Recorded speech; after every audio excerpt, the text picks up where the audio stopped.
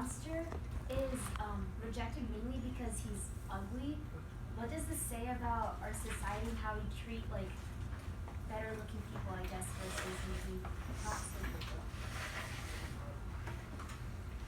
Just went straight to the Yeah, honestly, like, that's actually a thing as much as people would like to disregard it or not, because there's plenty of, I've seen a lot of threads where people ask people who maybe have like gone through an appearance change what they felt like the difference in treatment was, and there's actually a lot of discrepancy between how necessarily people that are considered more conventionally pretty are treated and those that aren't.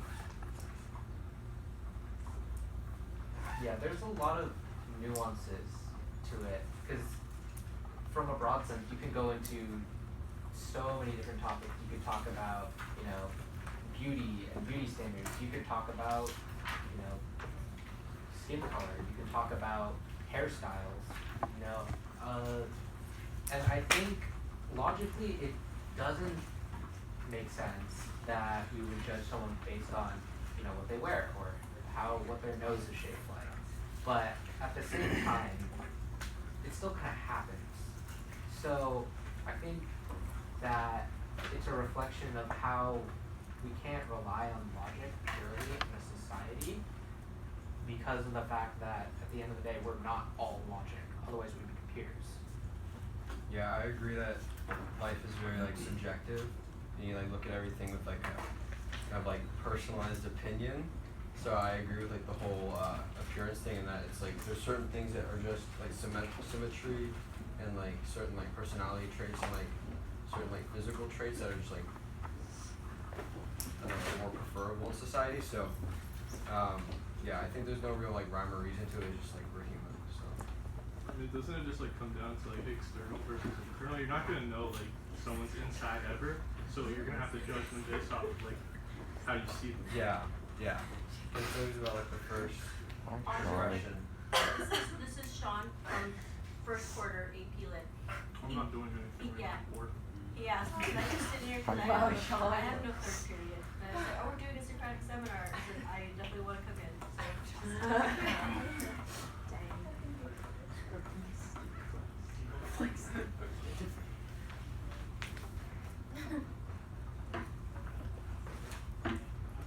That's an interesting point that you said that there are certain traits that are acceptable and that we look for. What are the implications of a society when we say that there are certain traits that we look for? Okay, Jason? Well, I don't think a society can just be judged based on whether or not they look for traits, because all societies look for certain traits, and there's just all societies look for certain traits, and no society doesn't do that. And I feel the bad thing is when people make incorrect assumptions about people based on their beauty, because I don't really think there's I don't really think there's anything wrong with judging people. It's judging people incorrectly or making incorrect assumptions about people that's bad. Judgment itself is not bad. Because if someone commits a murder, obviously we're going to judge that person for murdering someone. But when you judge someone for maybe not having a certain type of clothes, that's an incorrect assumption. Because no one the types of clothes people wear say almost nothing about them, as a person, but a lot of people think it does, and that's where that's where the problems arise, because they're incorrect assumptions, and that's what happened in this book.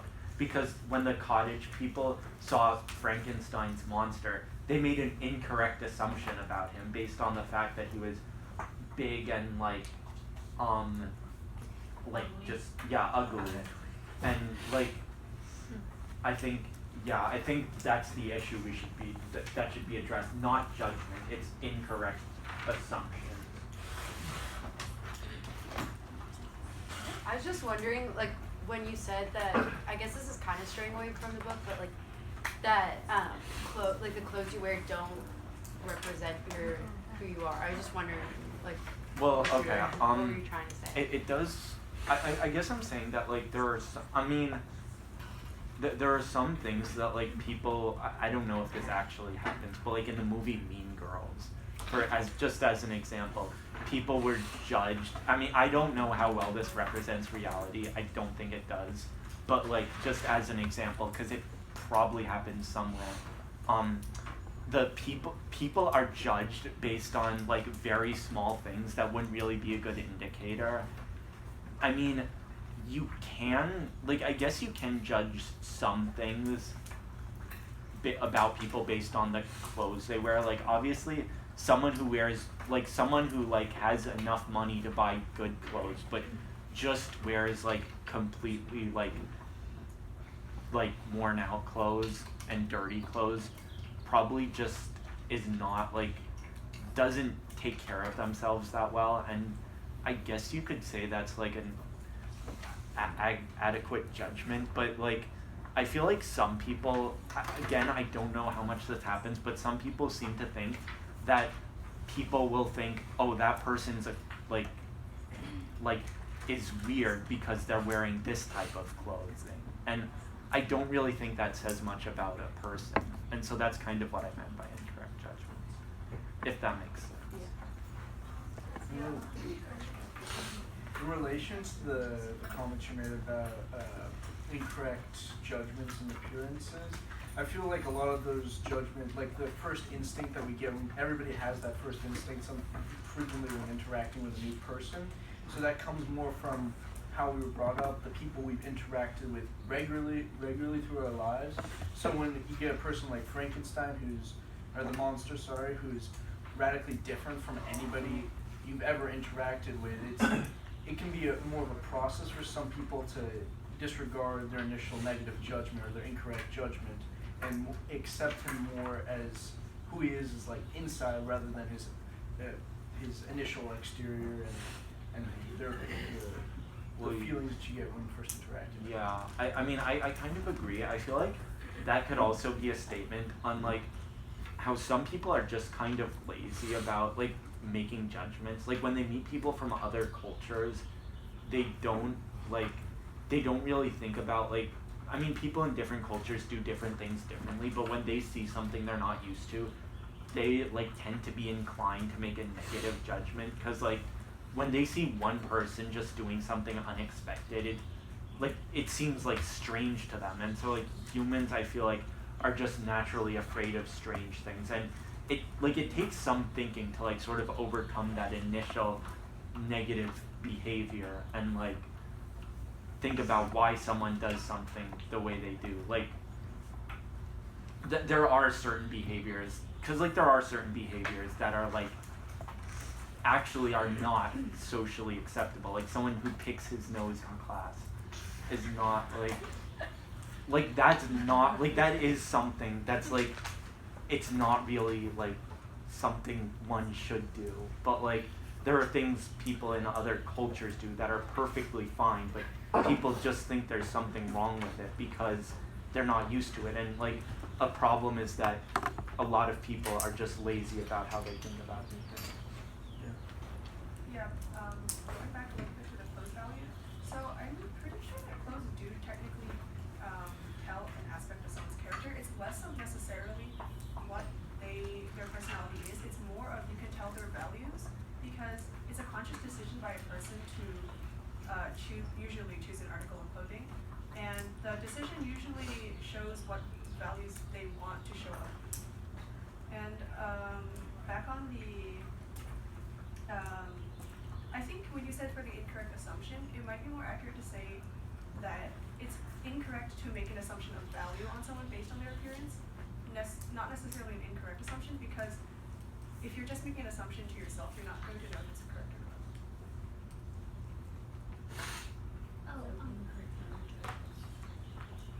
Going to what Jason was saying earlier about like how like picking your nose isn't like socially acceptable.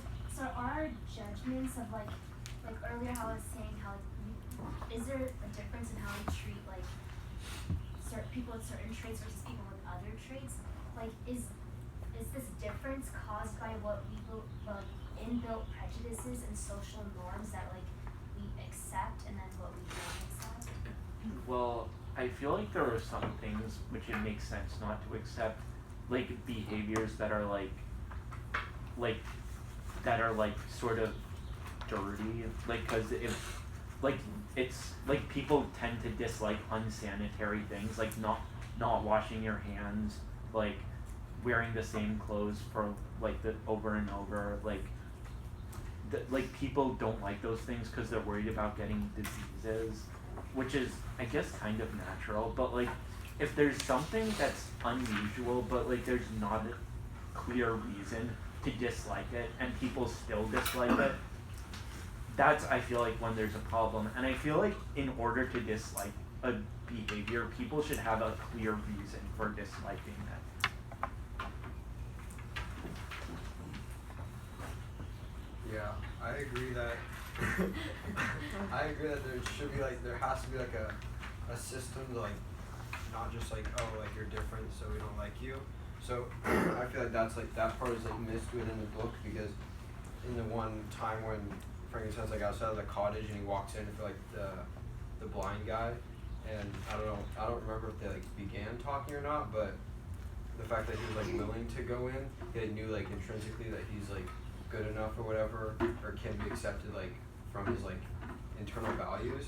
So I think there has to be a bit more like analysis of people, more than just like their initial like appearance, like what you said about yeah, I already said that. Never mind. That's it. Also, another question I had was, like Frankenstein's monster was initially like good and he wanted to be accepted, but when he wasn't, that's when he kind of turned into like being a bad creature. So like usually for someone with like his characteristics, I guess like with the way Felix reacted, like he assumed automatically that the monster was bad. So do you think people's preconceptions of a person influence what that person becomes? Because that's how society ends up treating them? I kind of definitely think so. I think there's a large degree of like self-fulfilling prophecies, or like, I know it's like a concept in like psychology, but like if you like, if a teacher is like told about their class that like they're a low underachieving class, like they'll become underachieving. And I think that like definitely happened in this case. And I also kind of like, going off that a little bit, one of my questions was if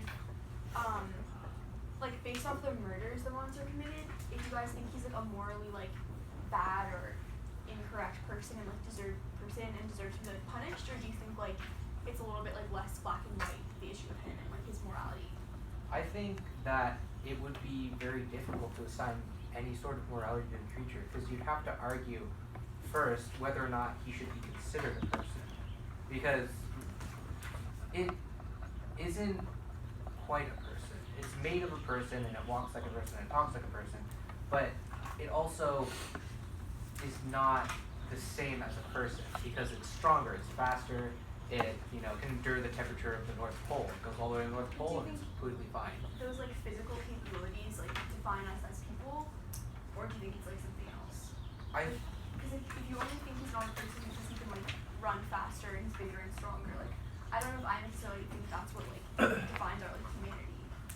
I also necessarily think the circumstances of its creation wouldn't make it a person, because it's animated. It's referred to as a reanimation, not a rebirth. So it's comprised of parts of people that were made to move again.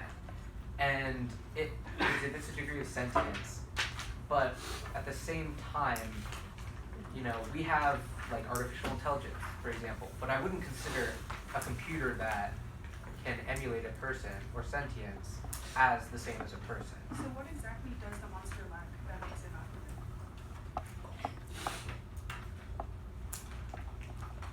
If someone dies for a bit and is like brought back with CPR, like they've been like reanimated in a way.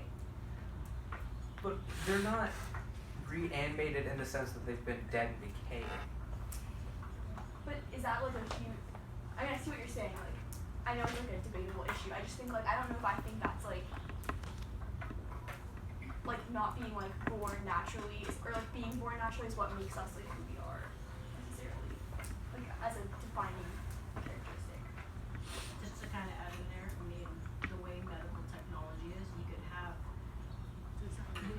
natural birth where men and women can actually get pregnant, but then now you also have in vitro fertilization, test tube babies, you have this, there's now an artificial womb. There's other ways to create life, so does that mean that if it's not the natural way, then what about all the babies that were born through unnatural or science kind of issue? I saw Sarusha's hand go. What I see the difference between like the monster and what humans are is that we almost all humans have control versus their emotion and their mind, like their intelligence and their emotion and like their soul. And so, but the monster, what I don't see with the monster is that he doesn't have control over his emotions. He's a little bit irrational in the sense that he doesn't like when something negative or bad happens, he lets his anger get the best of him. He is unable to control that. The problem is that discounts like a lot of people with mental illnesses. So like that's not necessarily like I feel like very That's what I see between the two. The monster was just created, so potentially it's similar to like the early ages of life for a regular human being. That in their first couple of years, they're still figuring out how to control their emotions. And I feel like the argument about whether or not Frank the monster is like human or not is irrelevant, as the fact that the monster does have like a conscience. He does have like mind. So for that reason, he is fully aware of his abilities and his actions, at least to a certain extent. So he should be held accountable for that reason. Yeah, I agree with the whole, like, it's all about raising, like, obviously it's like nurture and nature and stuff, but I think since it's basically like what Cronin said about it's essentially like a baby in like a huge body, and it doesn't like understand, like the fact that it was able to learn how to read that quickly is like astonishing, but like the fact that it was, it doesn't like know all the morals of like each and every one of us is like born with like different, or is raised with like different morals, but there's nothing that really separates us besides like the minute little details in our DNA and stuff like that from when we're born. So I just think that what makes people different is the way that they're raised and who they've interacted with and how they've interacted with those people. So I think that I feel like if you're raised in the way that a human's raised, I know it's like a stretch because it's like you can't really raise like a donkey to become a human, but if you are raised like a human is supposed to be raised and you like somewhat resemble like what a human capacity is like mentally and like biologically, I think you can be considered a human. And I know it's like again a stretch, but for me that's what I think about. Like people think about their dogs as like their kids, and if you're like raised like a baby, like a human baby, like you don't know. Yeah, but that's the problem I always encounter when thinking about it, is because biologically it's not the same as a human, because it's an amalgamation of humans. Yeah. And so, when it's reanimated, we obviously can't figure out if, it has working blood vessels and it has, dividing cells and everything. But since I like to think that since it's reanimated, that because it's only reanimated and it doesn't say it's alive again, it's living and breathing, that it just moves like a human, and it's still these dead parts that it says near the end that it looks like a mummy. It's mummified, which implies that it's preserved, which is why it won't fall apart. But that because of that just being reanimated, it's not functionally a human being. So I almost kind of like back to what Alex said, like I think that's like a moot point a little bit. Like I don't think it matters if like I think the question isn't like is it exactly the same as a human being? Because we know it's not. But more about like does it like share aspects of our humanity? Like when I say it's a person, like less like is it the same to like the rest of us, or like more about like does it have a conscience? Does it have like morality? Does it deserve to be like loved and treated? Does it need those things? Does it have the same like needs that human beings have? I would say it does, because it's shown that like its mind works very similarly to a human, and that it can feel attachment, like it felt attachment to the people in the cottage. And I think because of that, I think it does deserve the protection of a human, and that the fact that it's in not a human body should not really matter, because we almost never judge people based on their body. Like someone who's like old and really like not active, it should be the same as like someone who's like super strong. So I don't know how you could say, I don't know how like one could really say, because this is not in a fully human body, it doesn't deserve the protection of a human. Because like if you think about it, certain animals are assigned basic protections as humans. Like for example, like it's illegal to torture most animals, and in some cases it's illegal to kill animals, and in fact in a fair amount of cases, but in almost all cases it's illegal to torture animals. So clearly we think animals are deserving of some of the rights of humans, even though they're like clearly not the same intellectual level. So why does it make sense to say that this creature doesn't deserve the protections of a human? Well, I'm not saying necessarily that it doesn't deserve any protections, but, you know, can it be considered a human? Because, for example, if we were, let's say, someone goes out and gets killed by a tiger, would we put that tiger in prison? Because would we give it a life sentence? We, you know, usually, if it was outside of, you know, an endangered sanctuary, then the tiger would be put down. So would it, you know, can we apply that same system of morality to something that may not be the same as a human? But the difference between a tiger and the monster is very similar to a human. That can speak our language, it can understand, to an extent, human emotions. It can like register, like when it's killed something, it like understands to an extent the impact of his actions. He knows that when he's killing Victor's family, it's hurting him. But when the cheetah or whatever kills a person, it doesn't register in its mind that, oh, this person has a family, I'm doing a terrible act. So there's a difference between Frankenstein actually understands, the monster understands the impact of his actions, and that's kind of what likens him more or less to how humans should be treated. Also, I'm not trying to like slippery slope like your point. I just think it's interesting to like think about, because a lot of what gets brought up is that he has human parts, but they're from different sources and they're brought together. It's not like one composed thing, like a patchwork thing of different human parts. And it's like at what point, like, if you have like a transplanted organ or limb, or if you have these like medical like advancements like keeping like you alive and like keeping you like, if I had like a bunch of like transplanted organs, would I be like somehow less of a person? It's very thesis of you. Like, at what point, when does it become the other person? But like usually, I think that depends on like whether the person's the consciousness is stored in the mind, but like it depends on whether that's still retained, or at what point do you just replace all of it entirely. But I think the most sound argument you can make for it being against human, like not biologically, but when you're talking about humanity, is that it knows that killing is maybe bad, and it knows that it's hurting Victor, but it doesn't seem to display that much remorse.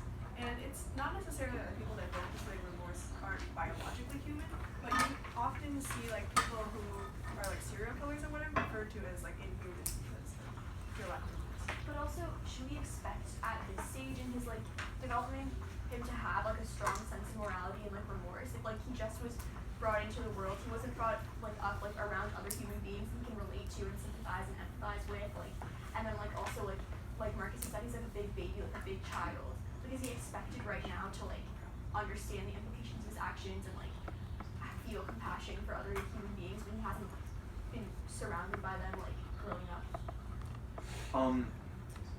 Well, I think that well, I would just like to know, David, do you not consider it to be human, or do you think that it is human but it doesn't have like the moral like capacity of a human, and if you don't consider it human, what does something have to be in order to be considered human?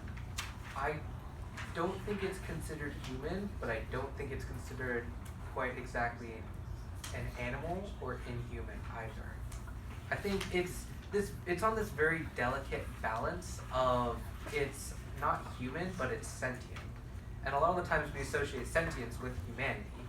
Like, you know, if we see like a talking dog die in a movie, it's pretty much as painful as like a human death. It's treated basically as a human death. Oh, I see you, Gabe. Speak up. Worse. Worse, exactly. But I don't think, because of the other thing is that he's comprised of dead people, and when he's reanimated, he doesn't have the same thoughts, he doesn't have the same memories as the dead person's brain he has. It's a completely new thing. So I think that you can't simply just plaster on the human principles of morality onto it, because it clearly understands what killing is, what it does, and the implications of it, but at the same time, it keeps doing it despite knowing the consequences of it.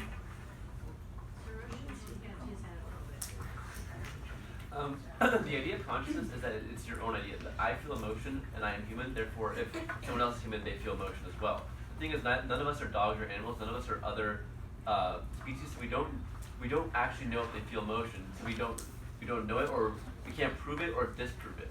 So we can't, we don't know the idea if a dog if a cheetah, lion feels sad when it kills another person, but does that cheetah not have does not have its own cubs and family, where it might feel sad if one of them dies? It's completely objective to each person. Like, we don't know what they feel because we're not them. So we don't actually know if they're conscious or sentient. We don't know if they have rational thoughts. We genuinely don't know. Not only do we don't speak their language, we aren't them. We are not their minds. So we can't assume for them what they feel or think.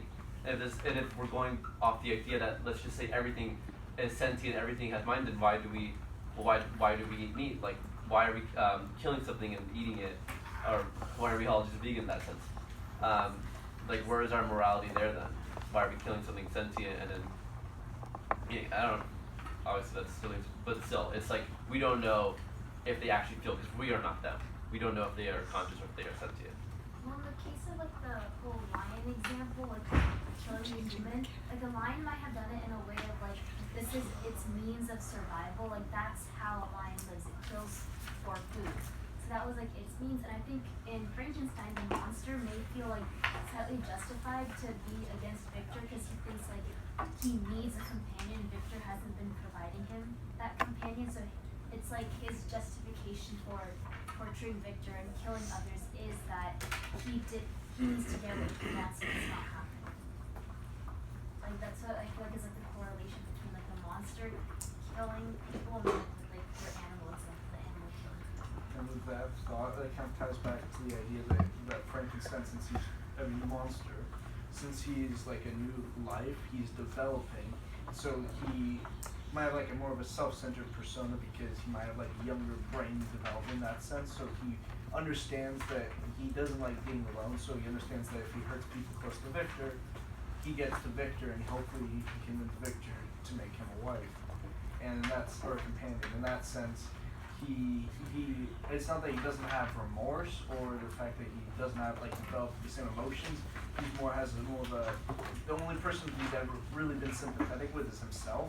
So he kind of wants to make the situation better for himself at the moment until he can find someone to share his enjoyment with, another person he can care about. The monster, like, it can't like really relate to Frankenstein on like a compassionate level. So like, what else is he to do except just act like a self-absorbed, monster?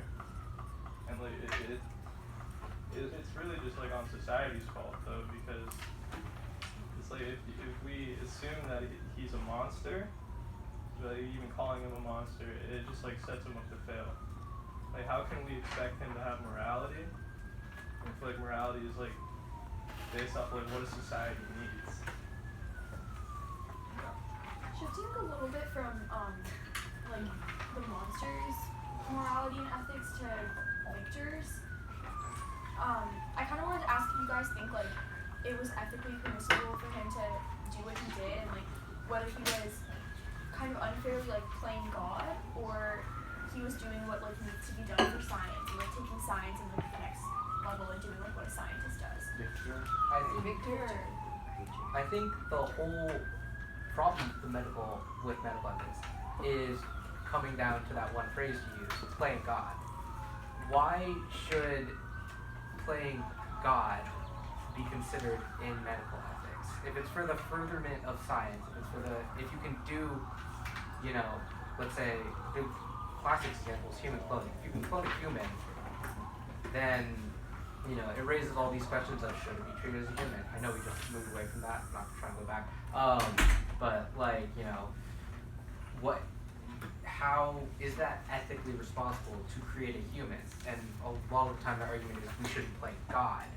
But why not? So I think in my perspective, a lot of it comes down to like what ethical school of thought you prescribe to. Like if you like see yourself more as like valuing consequences and like, whether it produces like net good or net bad in the world, like you're more like consequentialist in that way, then I think like the playing God argument like doesn't tie in.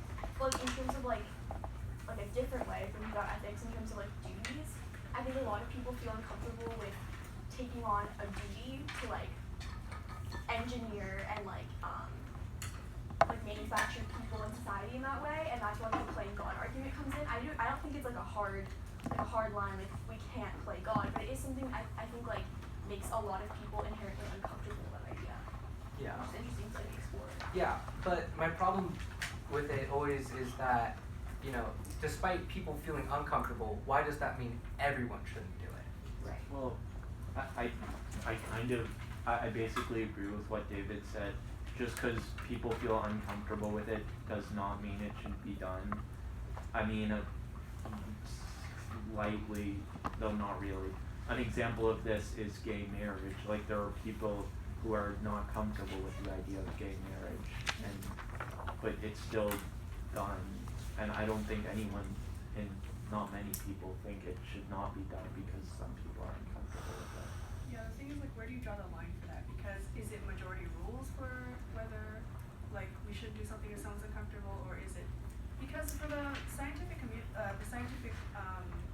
like furtherment, do you think that's stopping most, like, not most, but like some advancements that we may consider unethical is it's just the difference in morals of people, and like you may say that, oh well, some people don't agree with murder, but like it's not like everyone doesn't agree with it, so we can just go murder people. But like, so it's really like, when do you draw the line for that? Well, actually, that's actually a relevant example because of the death penalty. I feel like a majority of people agree that certain crimes warrant the death penalty, like rape, murder, other really awful things, but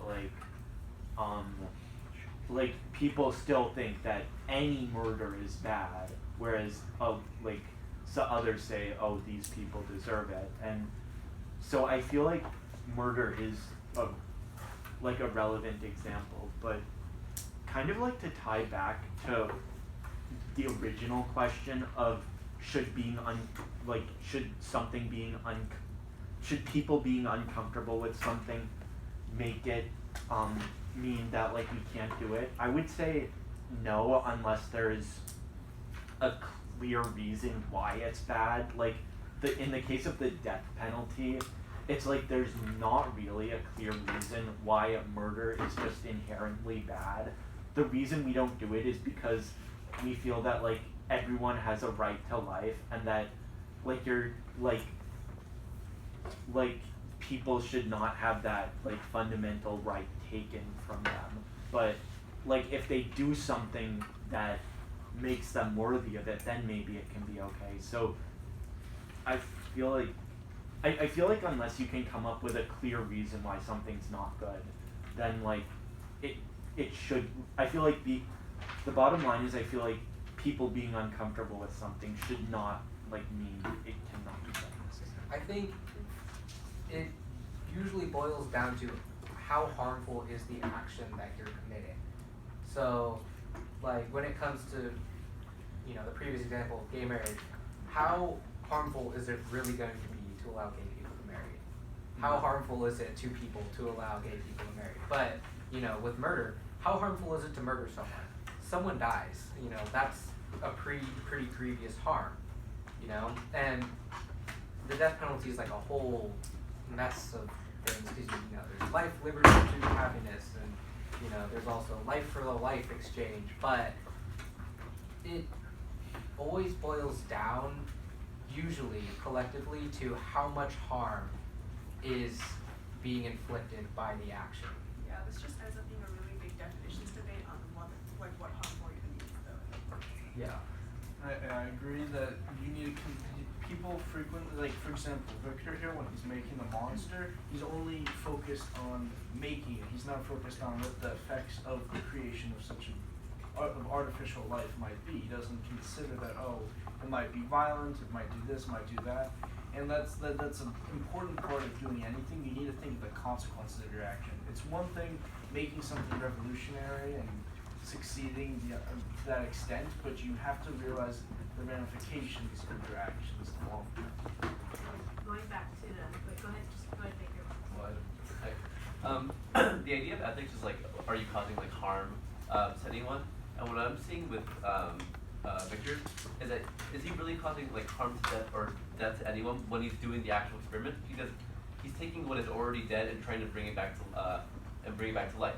The idea of medicine and especially medical science is to avoid death. That's the whole point. Nobody wants to die. So we're advancing our medical science so that we can find ways not to die so soon, right? And what Victor's trying to do is to eliminate the idea that we don't have to worry about death because he can just bring us back to life, right? So removing it. And so the idea that it's unethical to bring back somebody who is already dead, to harm something that is already dead, like it is physically already dead. So what harm or pain are you already causing what you're recreating? But I think the question was, how harmful is it to society? So if it doesn't not harming one person, maybe there's a limit, like, and we say it's okay, but this is exactly, that's kind of where I was coming up before I interrupted you. Look at, when does Victor get his epiphany and he says like, okay, he created the first monster and he says it was all about his pride. It was all about everyone's gonna love me and I did this. It's for medical science and also for recognition. And then all of a sudden, he realizes the harm it has done to society. He let something go out, it killed all his family, it is now a danger to the community, and now he realizes, what did I unleash? And that's kind of the same thing like for maybe all creators and doctors and scientists. You're gonna create something, it may not harm one person, but what impact is it gonna have on the rest of the world? Look at Einstein. He created a nuke. It was to benefit America, but look at the implications it had. This has now, like 50 years, 60 years later. We got a weapons of mass destruction hot mess going on now. I could make an argument, I think, that nukes actually have been very beneficial to the world. Because, well, first of all, the only time they were used was on civilians was in Japan. And in that case, yeah, that was the only time. And so in that case, obviously lots of people died, but in the alternative was to have a land invasion of Japan. And I'm not certain that that would have saved more lives. It could have caused more deaths. And it's never been used since then. And in addition, it stopped the United States and the Soviet Union from fighting each other because they were afraid, like, one would unleash weapons of mass destruction on the other one. So that kind of held them at a ceasefire until the Soviet Union collapsed. And now there's not really a threat big enough to justify the use of nuclear weapons. And now the only risk is really an accident, but I feel like we could pretty easily deal with that. And so if you look at it, nuclear weapons have probably saved millions of lives, and I think that because humanity has lived almost 80 years with nuclear weapons and not use them once, and even though like there were plenty of times they could use them, I think that like they have shown that to a degree they are like mature enough to have them. And as I said earlier, it saved a lot of lives. So I think Einstein's invention actually has benefited the world. I think though that it's not just the weapons part, it's in nuclear energy as a whole. Because yeah, the nuclear weapons, they have saved lives in the fact that, you know, by their use it prevented, like, for example, the land invasion of Japan. We would have probably lost as many lives as, as we lost when we nuked Japan. But at the same time, there's also things like Chernobyl, or, you know, the nuclear disaster that we had in Japan a few years ago, where, you know, if we didn't have them, it would have been avoided. That's true, but right now, I mean, anything's gonna have some accidents, and you're right that could have been avoided. But like, for example, people have died in car crashes like thousands and thousands of times. But do you think the world would be better if we didn't have cars? No. Yeah, I don't think either. And so like, So the argument's I mean, really like, at what point does, when you create something, or when you further science or some invention, at what point are you no longer responsible for, what point are you no longer responsible for foreseeing in the future the consequences of that project? Because for piggybacking off the nuclear thing, the discovery of the atom technically could have been linked to the nuclear bomb, but is that period of time long enough that those that discovered it are no longer responsible? That could also be the same thing for a parent and child question. At what point can a parent say they're no longer responsible for the actions of their own child? In relation to like the atom bomb, and Frankenstein, or any like sort of invention, they're generally, maybe not for like a nuclear bomb, but there's always a good intention with it. For Frankenstein, the monster, there's like the intention of creating life. For a car, it's so you can get from place to place. And it's up to the discretion of it's kind of like the development of the person. Wait, no, I'll take that back. Okay, in relation to the monster is a sentient being, and going back to the theory that like Frankenstein's growing up as like a normal human, he didn't have the same, he wasn't raised under the same umbrella most of us are, with two parents who are teaching him morals and like helping him get up through life. So he kind of avoids that part, and he just doesn't have any guidance to know what's right and what's wrong, at least from the outset. And then when he does kind of get a general idea, it's kind of too late to change his ways. Yeah, kind of like piggybacking off of that. One of my questions was like how is Victor the one kind of to like how can, I guess what I'm saying is like how can he, I don't know, does he have like the power to create, I don't know which one I'm asking. Yeah, this isn't that related, but do you think the circumstances that someone is born into leads to them deserving something more than anyone else? For example, not necessarily from Frankenstein, but if someone is born into poverty, do they deserve something more in the future, or opportunities more in the future than someone who is from a privileged background? Because you see from Frankenstein, he's not exactly born with the most ideal circumstances, but does he necessarily deserve Frankenstein is a monster. or his monster, sorry. He's not from ideal circumstances, but does he deserve the creation of a second monster? Like in a perfect world, everybody would kind of start off on the same ground and have the same opportunities, but it's difficult to like extend the umbrella of opportunity to each individual person. We can do our utmost to help out people who are in a low level of poverty and try to right our wrongs in terms of discriminating, like in this case against the monster.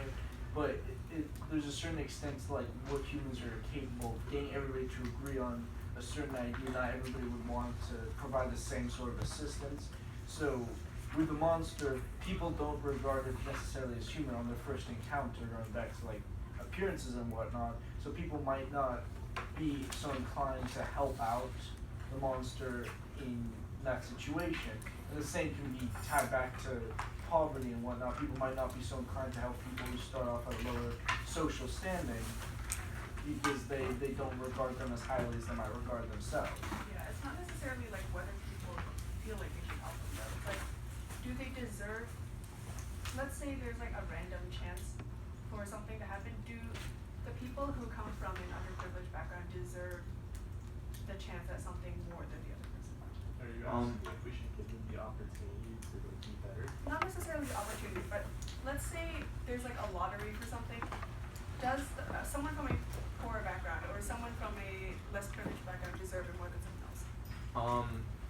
It sounds a little bit like I don't feel like you it should. relates to like affirmative action or college students in a way too. Is that like kind of what you're getting at? At all? I mean, you could tie it to that. Like socioeconomic like differences and how that's like treated. Not necessarily socioeconomic, but like Any in kind of general, yeah, privilege. just underprivileged. So I think, so like you're saying like basically two equal kids, but one's born into poverty and one's born into a rich family. I would say that's not fair, that one kid just doesn't have the same opportunities as the other kids. And like, but on the, like, what can we really do about that? It's not, like, we Well, don't you live in a solve fair that. world. Yeah, Like, but- I feel like the most we could do is, as someone said, I forget who, but well, like first gen college students are given an advantage, and I guess that is fair, because they probably had to do more than non-first gen, but, like, yeah, I agree that it's not really fair, but. But you can't really have a fair world because then that's just. Life's not fair.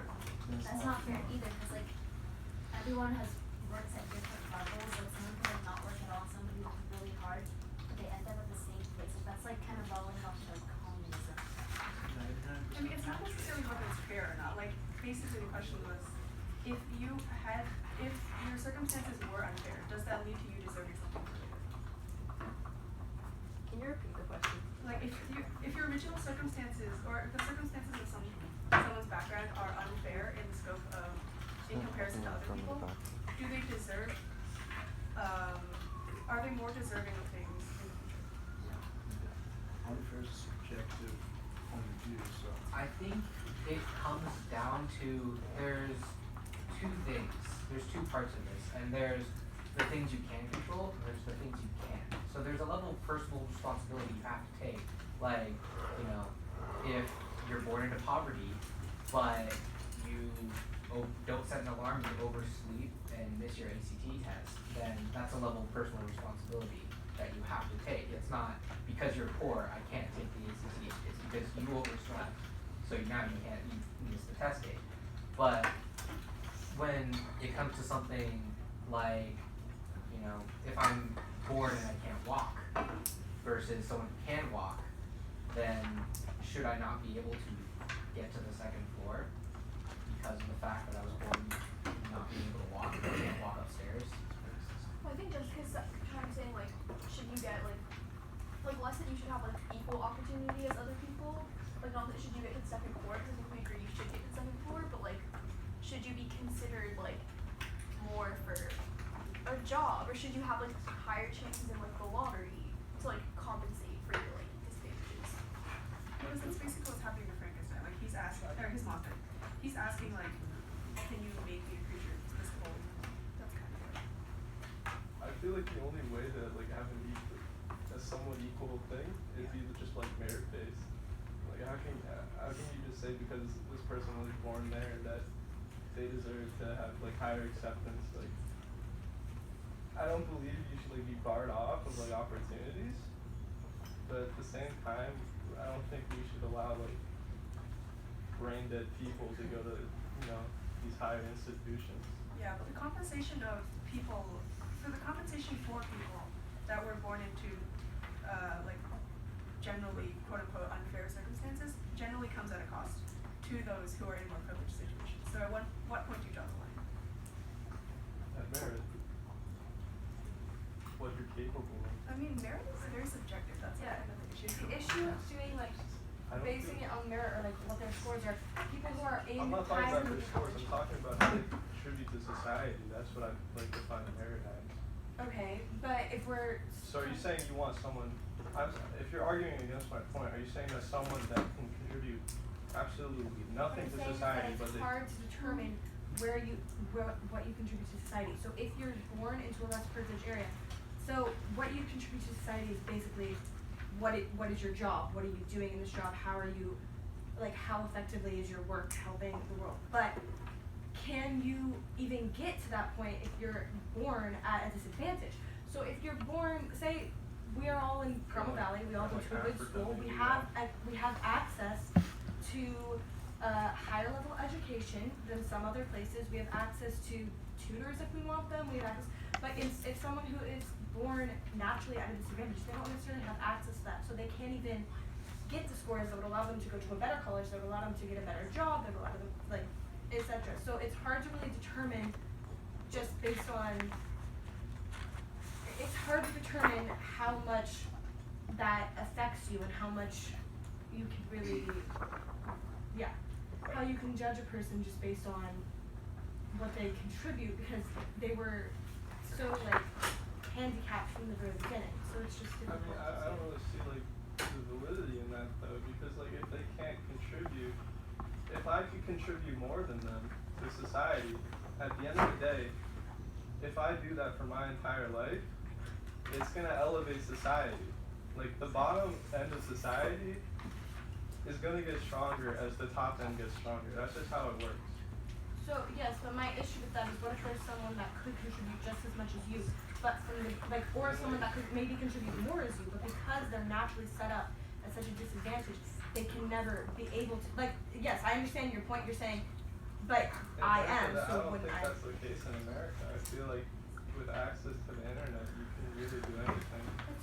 But not everyone has Not everyone has I'm that. sorry, if you live in a city in America, there are public libraries. Public libraries have internet access. Okay, but would you say searching something up on Wikipedia is more valuable than being able to hire a tutor where somebody can teach you in-depth information on You're even talking about like You're assuming life is fair. We're talking about personalized education. Education is your own responsibility. But you have Jessica, hold on. What was your original question again? Oh, basically, if someone's born into unfair circumstances, does it make them more deserving of, like, does it make them, not an offense, but like, does it make them more deserving of things? Well, Does it make them more deserving? No, I think- it's not fair. okay, I think Did you just hear it? deserving, but I'm saying Deserving is it,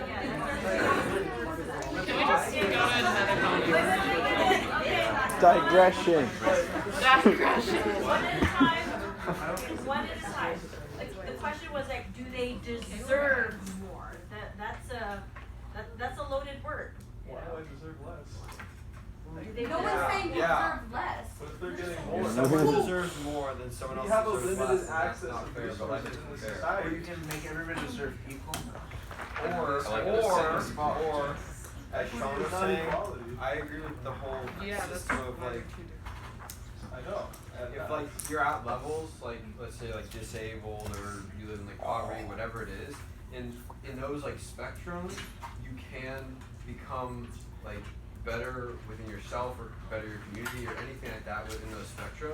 Like no one would expect like some like random like poverty stricken family to become like absolutely like billionaires or something, but that's not what they're expected to do. They're just expected to become like better in their own realm.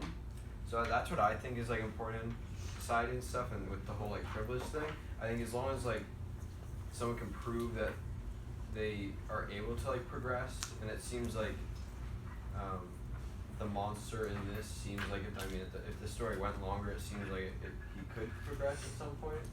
I know it's not really that tied, but whatever it is, that's how I look at it. I feel like given people's situations, it's always different. Like you can never really judge success like with all those different factors. But I think wherever in whatever spectrum you are, I think there's always an ability to like get better and do better. So.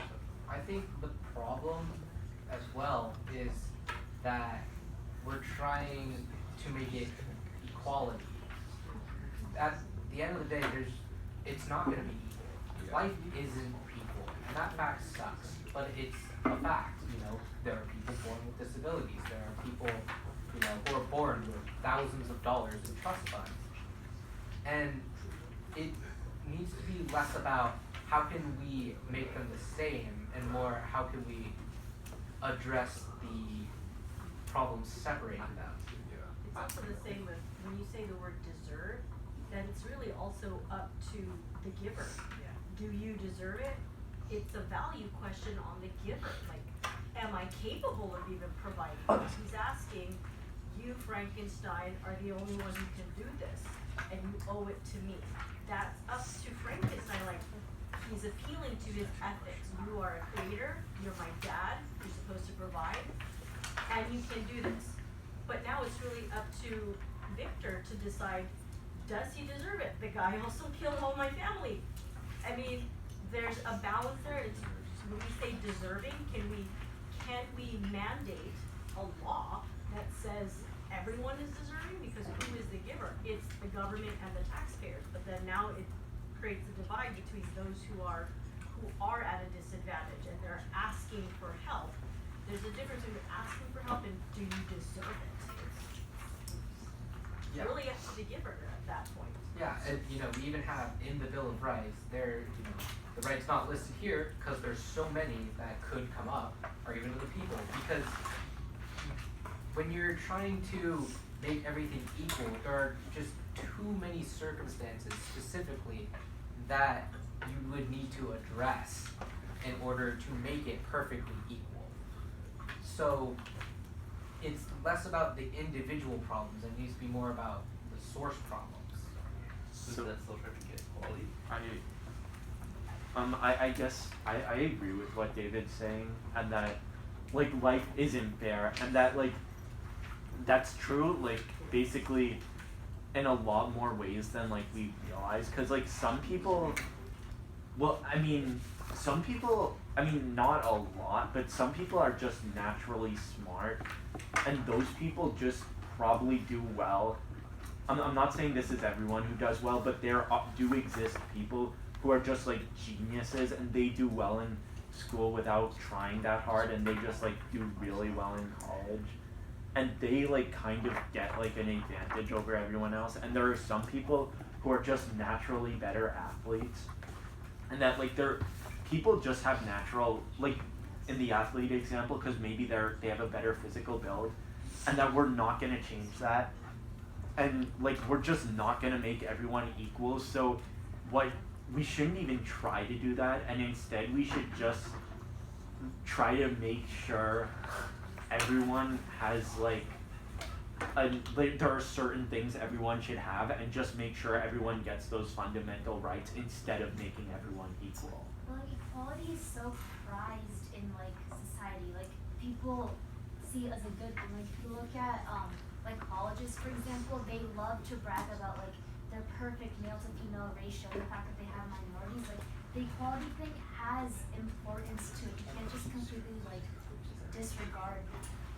And if it's not like a humanitarian, like a humanity-wise, like this is good to do, it's also kind of a selling point. Like it's a business tactic also. It's used in so many ways that you can't just like throw it out and say it's not important. And I think that is a big problem, is the hyperfixation on equality. Because it feels like we're clipping branches off of a tree when we're trying to get rid of the whole tree.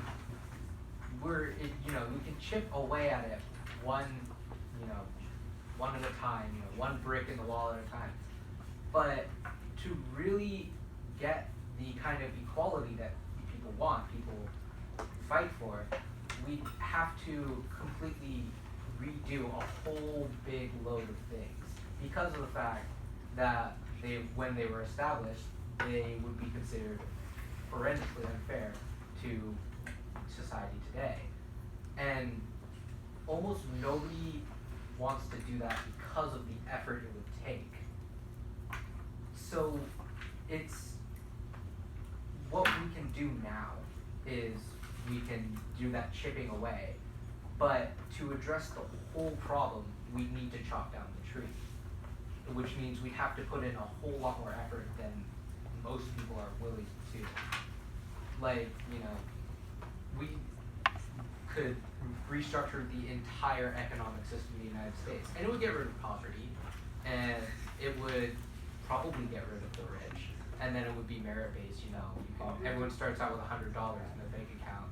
You get whatever money you get, keep going, which is flawed from the get-go. But you know, no one wants to redo the entire economic system of the government because of how much effort that would take and how much people would lose. You know, but at the end of the day, it would be fair. So would it be worth it? I just want to talk about that, like, while you're striving for equality, like, you're not practicing equality, because if you want to push everyone back in the same level, you're naturally going to elevate the people who need the help more, but then you're also going to have to push down the people who are already. And by that by itself is not treating people equally. So, I think, like, it's a really slippery slope when we're talking about this. I think it's important not to like have too much of intervention into the further development of a person, but to kind of help maybe for an equal standing, like you were saying, with $100 in a bank account. People start at the more or less the same level of opportunity, then you can judge their successes and whatnot based off of their merit rather than just their social standing. So, but I don't think that you shouldn't really involve, like the government shouldn't involve itself in a person's their career and their development as time goes on. But providing that same level of starting point, that same level of opportunity at the beginnings, I think could help. The starting point only works for like a single generation though, because at that point when you get to the end of a generation, you have inequality again, and then when you Well, so I think Xavier brought up a really good point in that in order to get equality, you don't practice equality because you elevate people, like you elevate certain people and push back certain people, and I think that's a really good point. And like I'm gonna make a connection to a movie. Remember how in The Incredibles, the son is the boy who I forget the name. Dash. Oh, Dash, right. Okay, so Dash is like he wants to run on the track team, but his mother won't let him because he would beat everyone. And then he says the line saying everyone's special is a way of saying no one is. And I feel like the takeaway from that is that like if you can't really try to be the best at something because there's gonna be someone who's better than you and there's gonna be someone who you're better than. So you kind of like have to find your level that you're happy at and just live with that because like, and you can't really compare your success to other people. It should just be an individual thing. And that like, probably the best way for happiness is not to compare yourself to other people. It's to like just try to just find your own, we discussed this once in class, find a balance in your life. And that's kind yeah. And because like, I think because there's also a word problem when we say that, when we say equality, advantage versus disadvantage. Those all have very connotative multiple meanings. When we say disadvantage, are we disadvantaged physically, poverty, or an actual like I was born with a missing foot or a leg or something. But there's also that disadvantage of not being at the norm where we expect. And technically, are we taking on the word disadvantage as an emotional thing? Because, like what you said, if you look at this room, yes, it's an AP class, but we're all at a disadvantage at someone else's, we're not fully even equal in this class. There are some, like you said, like Dash, who are just awesome writers, and some who are just not getting it. and that like But we're all in an AP class. we should be okay with it. We should find our own like maybe we're okay getting a 7 on an AP test. Maybe we're okay getting a 4 because people we know are getting 1. That maybe then maybe to somebody else.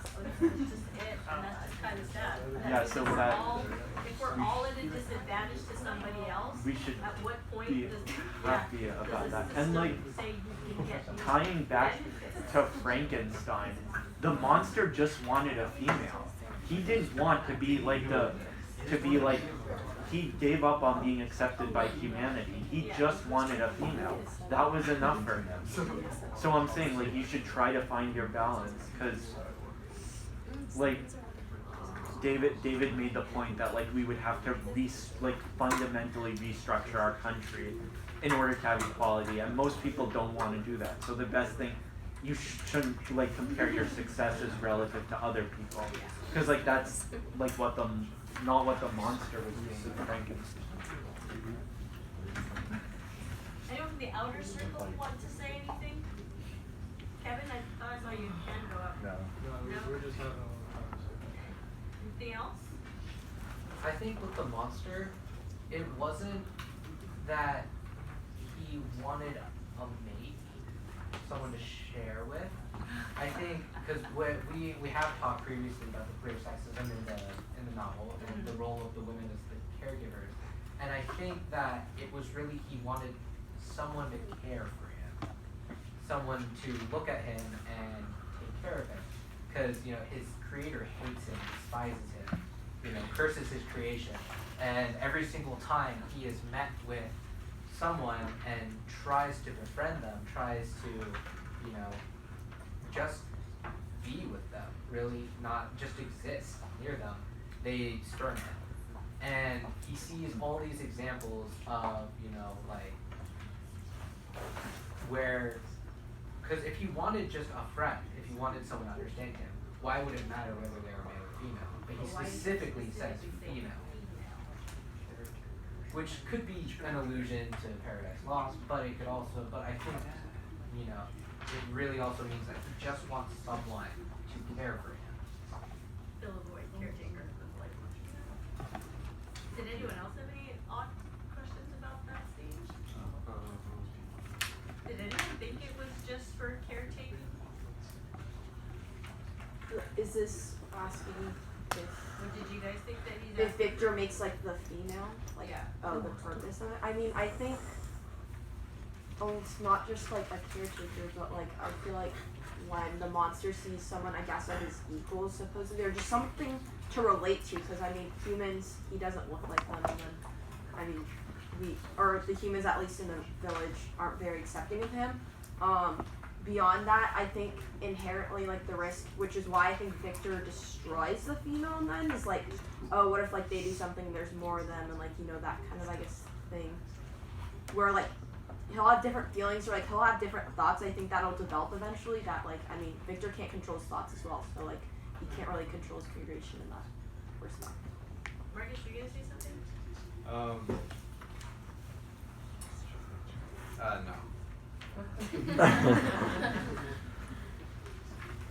Comments from the outer circle? Were there any thoughts, questions, ideas that you want to add one last time before we end this? Outer circle. Okay, then Jason. Well, okay, I mentioned that that I think the monster was not comparing his happiness to other people, and that he also all he wanted was a mate. But I will say that goes against Paradise Lost, because Adam in Paradise Lost explicitly says every animal has a mate, but I don't, so I should get one. So like he is comparing his happiness to the other animals. Yeah.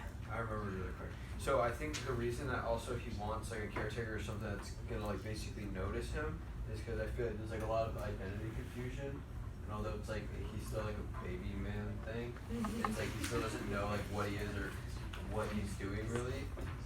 So I think it's kind of like, I don't know, like you were saying, like the cross gender type of deal. Did I say something about cross-gender? Yeah, like raising people. That's like it like helps you like learn about women or something. Oh, I don't know, whatever. No, The mom. that having a good, I said yesterday, that having a good relationship with your opposite sex parents actually helps with understanding the opposite sex as you grow up. But yeah, so I think it's just like I think he probably wants it to like validate who he is, or like just like to ensure that he's like even like real. I feel like he has like a lot of questions about his self and identity and stuff. So I think he just wants like a proper caretaker besides his like abusive creator man.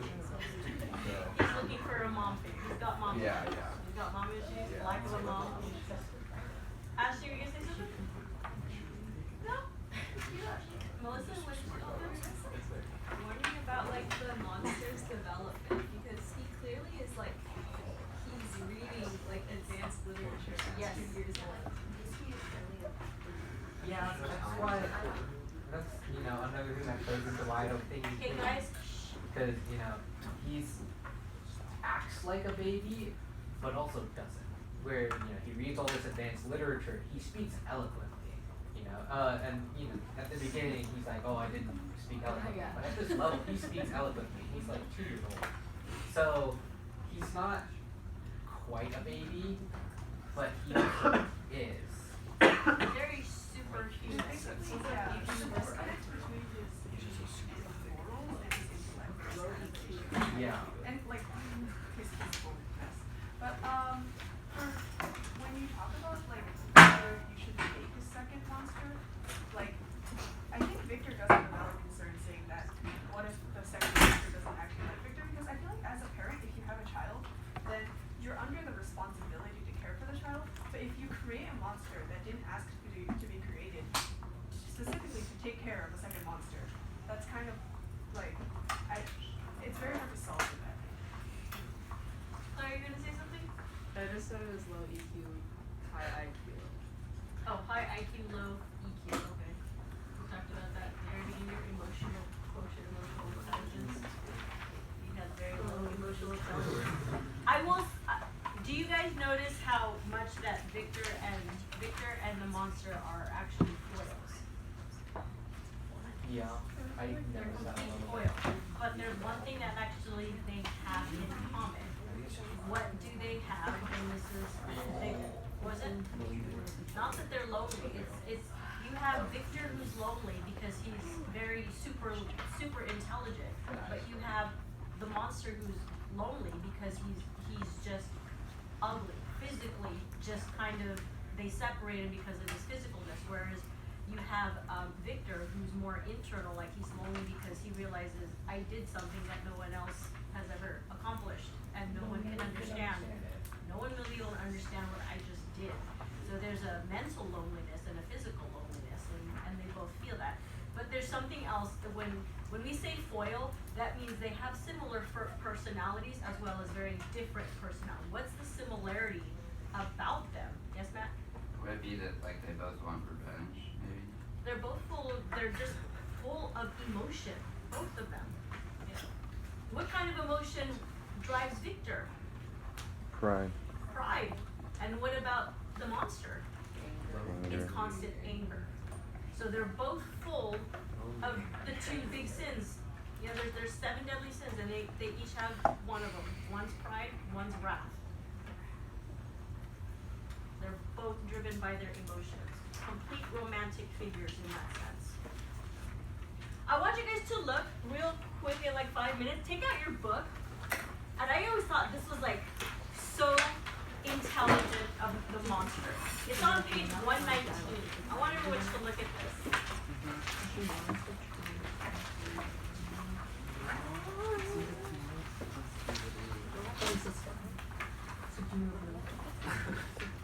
On page 119, he's telling Victor, this is like nearing the end of his story, or halfway through.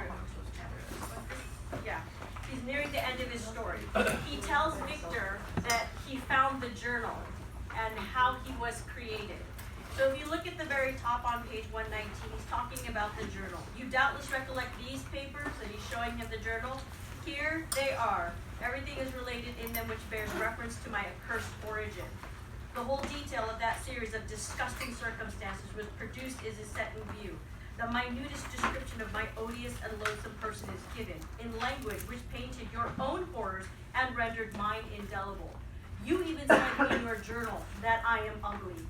Now look at the second part. I sickened as I read. Hateful day that I received life, I exclaimed in agony. Accursed creator, why did you form a monster so hideous that even you turned from me in disgust? God, in pity, made man beautiful and alluring, after his own image. But my form is a filthy type of yours, more horrid even from the very resemblance. What is he saying to Victor? And he makes that analogy about God and Adam again. Carefully read that. That could be your reflective journal.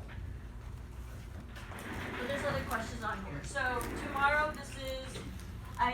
here's some questions that I'm seeing from the Socratic seminar, but you guys can actually choose whatever question. There's a whole PowerPoint slide of this. So this is one